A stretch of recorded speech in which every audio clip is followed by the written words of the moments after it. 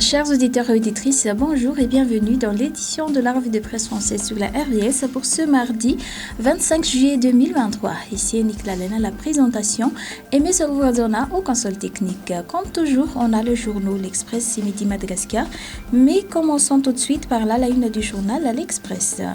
Élection, la SADC tâte le terrain. À 3 mois de l'élection présidentielle, des émissaires de la SADC font état des lieux. Hier, ils ont rencontré les représentants des partis politiques à l'hôtel Colbert. Il s'agit d'une mission d'évaluation préélectorale. Arrêt d'exportation indienne, l'approvisionnement en riz suivi de près.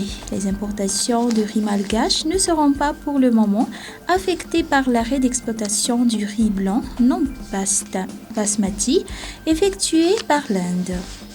Et côté santé publique, des doses de vaccins anti-poliomyélite pour les adultes. Et côté élection, déclaration obligatoire du fonds de campagne. Les débats étaient chauds durant la séance d'information sur le financement des campagnes électorales. Et côté robotique, l'agrandit l'avance ses pions.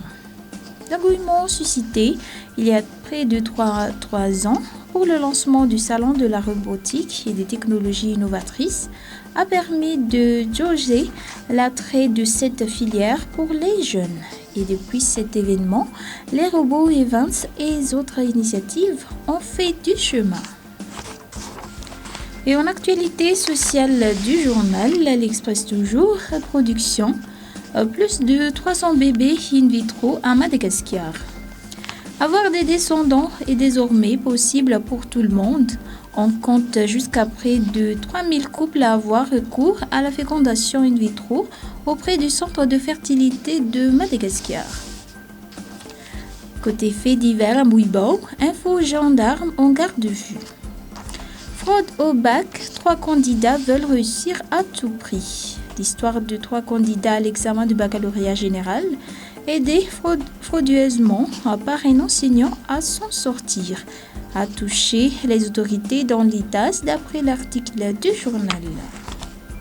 Passons maintenant au journal Midi Madagascar à la une, candidat à la présidentielle, 1 mois et demi pour trouver 200 millions d'arrières. Le compte à rebours a commencé pour les prétendants à la magistrature suprême qui sont confrontés à une course contre la montre avant le sprint final. Voyez les détails à la page 2 dans l'actualité politique. Tanzanie, André Azoulay participe au sommet sur le capital humain. Et dans la rubrique Société, classification de la Banque mondiale, Madagascar toujours parmi les pays à faible revenu. Environ 80% des pays ont enregistré une amélioration de leur revenu national brut par habitant par rapport à la période après Covid.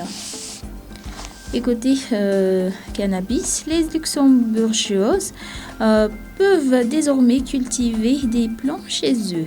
Petite révolution ou simple confort, il est désormais possible de cultiver des plants de cannabis chez soi en détenir quelques grammes d'après l'article du journal à la page 5. Et voilà, c'est l'actualité du jour. Bonne journée à tous.